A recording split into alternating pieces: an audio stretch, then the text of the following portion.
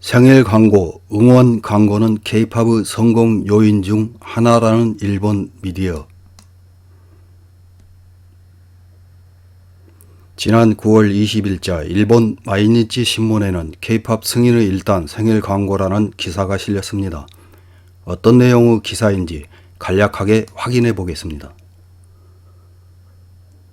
서울에서 카페를 가면 컵 홀더에 아이돌 사진이 실려 있는데 자세히 보면 아래쪽에 작게 호랑단 재팬이라고 새겨져 있는데 여기는 한국인데 왜 재팬이 새겨져 있는지 취재를 진행하다 보면 K-팝이 왜 세계를 석권하는지 보이게 된다면서 기사는 팬의 축하의 뜻이 담긴 광고, 세계 규모로 확대, 사무소 방임이 주요, 사회에 호소하는 팬덤 문화 이렇게 네 가지로 나누어서 작성되어 있습니다.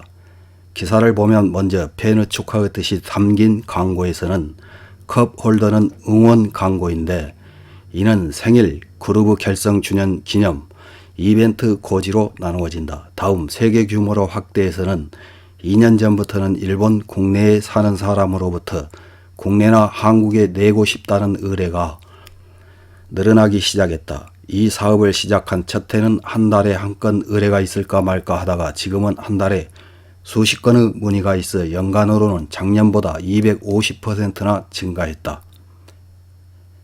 이러한 새로운 형태의 광고는 세계에 퍼지고 있다.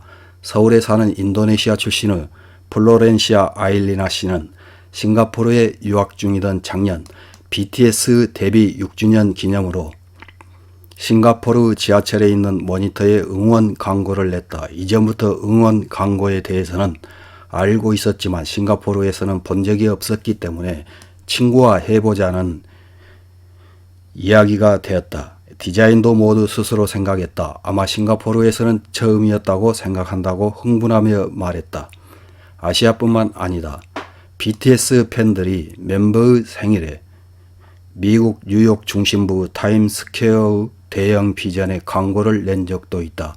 다음 사무소 방임이 주요는 이 같은 소속사의 방임이라고도 말할 입장은 K-팝이 세계 규모로 확대된 요인의 하나일 것이다. 소속사 측에는 자신들이 돈을 내지 않고 아이돌을 공개적으로 알릴 수 있는 장점이 있다는 것이다. 한국은 재빨리 SNS를 구사한 홍보 전략을 취하고 있었다. 그리고 세계 각지에 있는 팬들이 솔선해서 홍보해 준다고 하는 구조를 만들었다. 그것이 문화가 되어 새로운 팬 획득으로도 이어지고 있어서 선순환을 낳고 있다고 본다. 한편 일본에서는 무단으로 아이돌의 사진을 이용하여 광고를 내는 것은 우선 할 수 없다. 일본의 연예기획사는 기본적으로 초상권이나 저작권에 대한 엄격한 자세를 취하고 있기 때문이다. 마지막으로 사회에 호소하는 팬덤 문화를 보면 방임주의적으로도 보이는 한국 연예기획사의 스탠스는 기획사 측이 의도적으로 진행하기보다는 한국 독자적 문화와 호응하는 형태로 생겨난 것 같다. 그것은 팬덤 문화로 불린다. K-팝 문화에 정통한 홋카이도 대학 대학원 미디어 커뮤니케이션 연구원인 김성민 준 교수는 1990년대의 K-팝의 형성 과정에서 사무소가 일방적으로 아이돌을 매니지먼트하는 것이 아니라 팬들이 주체적으로 아이돌에 관여되어 성장해 왔다. 또한 응원 광고는 오랫동안 아이돌을 인류 뮤지션으로 취급하지 않았던 한국 사회의 그 존재감을 나타내는 의미도 있다고 한다. 김 씨는 팬덤 문화에는 자기들이 즐길 뿐만 아니라 아이돌의 존재와 굉장함을 사회에 호소하고 싶다는 마음의 강함이 있다고 한다.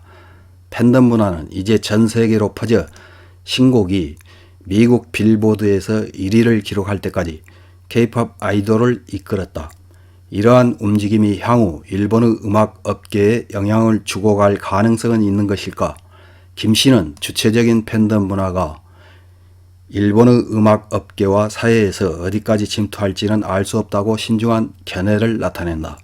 인구 약 5천만 명의 한국에서는 내수의 한계가 있어 해외 시장에 적극적으로 진출해온 반면 일본은 국내에서 오랫동안 안정된 독자적인 문화를 구축해 왔다는 구조적인 차이가 있기 때문이다. 이런 기사를 본 일본 네티즌들은 어떤 댓글을 달았는지 몇 개 확인해보고 마치겠습니다. 첫 번째 댓글입니다. 일본의 매스컴이나 미디어에는 한국에서 상당한 돈이 들어오고 있다고 들은 적이 있습니다.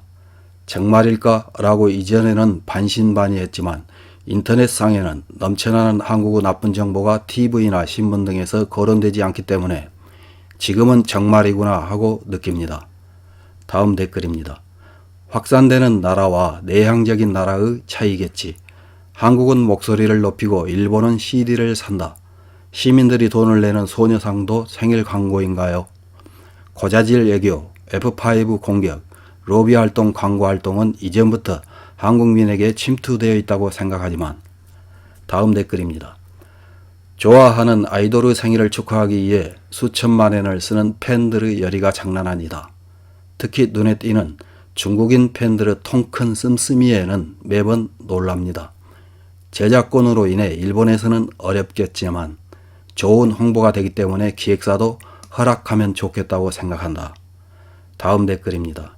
한국이니까 성립되지만 일본에서 마음대로 공항과 라이브 공연장에서 허가 없이 사진 찍고 초상권도 무시하고 광고라든지 제품이든지 만들면 큰 문제다. 다음 댓글입니다. K-팝이 이겼다. 팔린다는 말은 자주 듣지만 정작 중요한 노래가 전혀 들리지 않는다.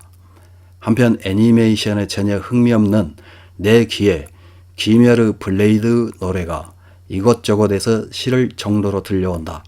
자기 생각대로 밀고 나가는 것은 역시 한계가 있고 자연스럽게 바뀐 것에는 이길 수 없다고 생각한다.